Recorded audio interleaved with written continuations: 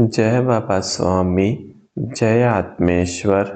आध्यात्मिक सत्य ग्रंथ पठन का आज 9वां दिन है और हम हैं पृष्ठ क्रमांक 90 पर। गुरुदेव कहते हैं, मुझे यह छोटा कार्य करते समय कोई देखेगा तो वह क्या सोचेगा मेरे बारे में। यह सोचना भी अहंकार का एक लक्षण है। कार्य कोई छोटा नहीं होता, न कोई कार्य बड़ा होता है। हमारी बुद्धि ही हमें इस भटकाव में डालती है। आपको आश्रम में गुरु कार्य करने के लिए मुक्त आकाश है। आप जो चाहे वह कार्य स्वयं होकर चुन सकते हैं। यहाँ पर बिताया गया समय अमूल्य है, उसे यूं ही व्यर्थ मत गवाइए। आश्रम परिसर में किन्हीं बाहरी विषयों पर चर्चा न करके उसके लिए तो दुनिया पड़ी हुई है।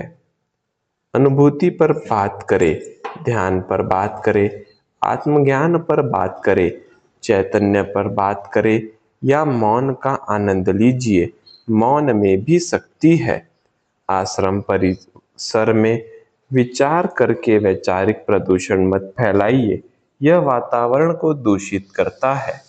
जहाँ पर निर्विचारता का वातावरण हो, वहाँ पर अगर हम भी अपने आप को उस वातावरण के साथ जोड़ने में सफल हो जाएं, तो हमें भी उस वातावरण का आनंद और आत्म शांति मिल सकती है। आश्रम एक पवित्र परिसर है। हमें ध्यान रखना चाहिए कि आश्रम की स्वच्छता व पवित्रता बनाए रखे। गहन ध्यान के अनुष्ठान के समय आश्रम परिसर में जिस चैतन्य का निर्माण हुआ है, अब उस चैतन्य को बनाए रखना प्रत्येक साधक का कर्तव्य है।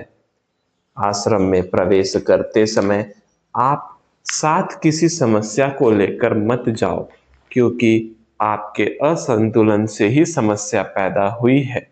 आश्रम में आकर संतुलित हो जाओ, समस्या स्वयं ही दूर हो जाएगी। अनुभव करके देखो।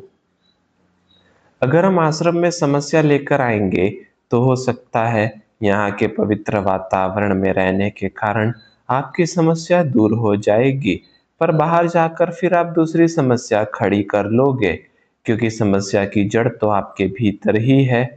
हाँ, अगर यहाँ आकर आपने अपने आप को संतुलित कर लिया तो समस्या जो असंतुलन है वह ठीक हो जाएगा। समस्या बाद में जीवन में आएगी ही नहीं और आप में आत्मविश्वास भी आ जाएगा। आपने आपकी समस्या दूर कर ली।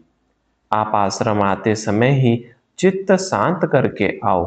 चित्त शांत रखकर रहो और चित्त शांत रखकर जाओ। जाते समय भी हड़बड़ मत करो, तभी यहाँ प्राप्त संतुलन आप साथ ले जा पाओगे। आश्रम में आने के बाद अपने जीवन की कोई एक आदत जो बुरी है लेकिन आप नहीं छोड़ पा रहे हैं, वह छोड़ने का निश्चय करो और यहाँ वह समर्पित करके जाओ। परमात्मा को पाने के लिए हमें अपने मूल स्वरूप में जाना होगा। परमात्मा ने हमें केवल इंसान बनाया है। सर्वप्रथम हमें इंसान बनाना होगा। इंसान बनोगे तो ही इंसानियत जागृत होगी और इंसानियत जागृत होगी तो ही प्रेम जागृत होगा। जितना प्रेम का निर्माण होगा, आपका दायरा व्यापक होते जाएगा और दायरा जितना व्यापक होगा, आपका अस्तित्व कम होते जाएगा। हमको हमारे अस्तित्व को परमात्मा के अस्तित्व में विलीन करना है और यही समर्पण ध्यान का उद्देश्य है। इस आश्रम के स्थान का चुनाव 2000 में स्वयं गुरु शक्तियों ने किया है और उसी समय उसका संकेत आकाश में ओम प्रकट करके दिया था। तब केवल उस ध्यान में 20 साधक ही शामिल हुए थे। वहां पर पहला संकेत मिला था। हम किसी प्रकार का कार्य करते हैं तो यह करने की क्रिया सूर्य नाड़ी से होती है और उस परिणाम स्वरूप अहंकार का निर्माण होता है और उस अहंकार को कम करने के लिए आवश्यक है हम कुछ समय कुछ न करें, अपने स्वाभाविक रूप में रहे। ध्यान करना यानी स्वयं कुछ न करना है। अपने स्वयं के अस्तित्व को उस परमपिता परमेश्वर पर पूर्णतः छोड़कर उसकी की गई करुणा की अनुभूति करना ही ध्यान है। ध्यान करने के लिए एक उपयुक्त वातावरण की आवश्यकता होती है। ऐसा वातावरण आश्रम है। आसपास कोई गांव, कोई घर नहीं है। आसपास कोई बस्ती न होने से वातावरण में कोई विचार ही नहीं है। वातावरण में कोई विचार न होने से एक शांत वातावरण रहता है और प्रकृति से जुड़ने में उपयुक्त वातावरण रहता है। आप भी उसमें चुपचाप शामिल होइए और चुपचाप निकल जाए, वहां के वातावरण को न हिलाते हुए।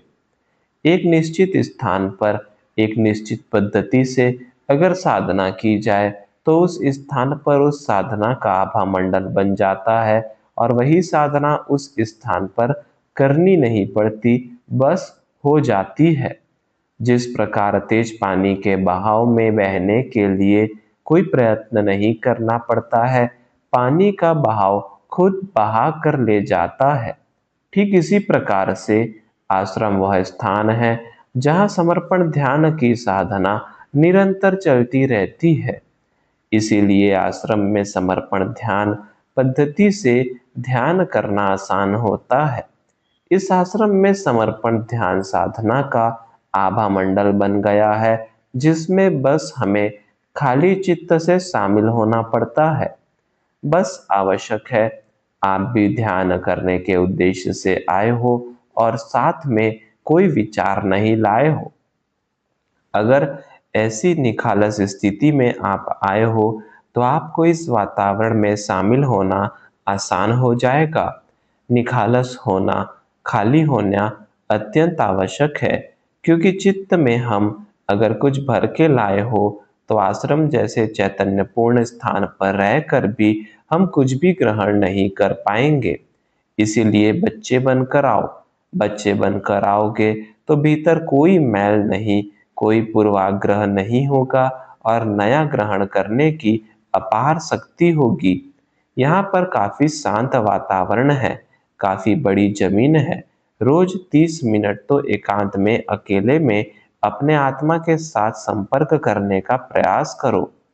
प्रतिदिन भीतर जाने का प्रयास करो। भीतर जाने में कठिनाई हो सकती है, पर अभ्यास और साधना के द्वारा यह संभव है। आपका चित्त भीतर जाने से आपके भीतर की शक्तियां जागृत होंगी, जो शक्तियां भीतर सालों से सोई पड़ी है, क्योंकि आपका चित्त उन शक्तियों पर कभी गया ही नहीं। मनुष्य के भीतर कई रहस्यमय शक्तियां विद्यमान होती हैं। जब हम उनकी ओर ध्यान देते हैं, वे अनुभव होना शुरू होती हैं। इन शक्तियों को आत्म शक्तियां कहते हैं। ये जागृत होने पर मनुष्य का आत्मविश्वास बढ़ता है, आत्मबल बढ़ता है। आत्मविश्वास से मनुष्य अपनी जीवन की समस्याओं पर स्वयं विजय प्राप्त कर लेता है। विजयी भवो। हमारा चित्त सदैव दूसरों में जाने के कारण भीतर कभी जाता ही नहीं है। जिसका चित्त भीतर जाता है वह अपनी ही मस्ती में मस्त रहता है। हमें हमारे चित्त को बाहर जाने से रोकना होगा और यह सामूहिकता में ही संभव है। सदैव अच्छे साधकों के साथ रहो। अच्छी सामूहिकता में रहोगे तो अच्छे बनोगे। बुरी संगत में रहोगे, बुरे बनोगे। सुसंगत में सदैव रहना चाहिए। सुसंगत में सुसंस्कार आते हैं। समर्पण आश्रम वह स्थान है जहाँ पर साधकों को नई नई अनुभूतियां होती है, नए नए अनुभव आते हैं। आप बस आप पर चित्त रखो कि आप कौन से विचार कर रहे हो। आप देखोगे आपका नियंत्रण आपके विचारों पर हो जाएगा और आप खाली हो जाओगे। और जैसे आप खाली हो जाओगे, आश्रम परिसर में फैला हुआ चैतन्य आपके भीतर जाना प्रारंभ हो जाएगा। आप चैतन्य से भर जाओगे। मन एकदम शांत हो जाएगा और प्रसन्नता लगेगी। जय बाबा स्वामी, जय आत्मेश्वर।